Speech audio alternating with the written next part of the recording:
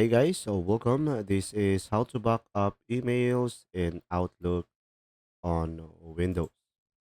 So guys, first is of course just simply open up your Outlook. Now, once you open up your Outlook software, guys, you can just simply go ahead and select File, the top left corner of the screen. Now, here on the File tab, you should be able to see Open and Export on the left side. So go ahead and select that. And now from here, you could just simply go for import slash export.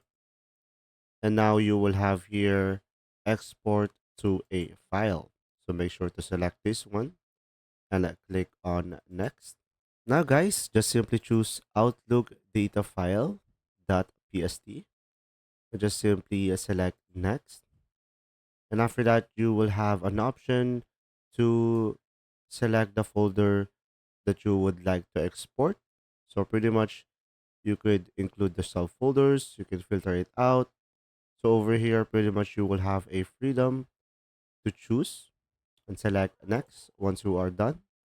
And from here, you could replace duplicates with item, allow duplicates, or do not export duplicate items.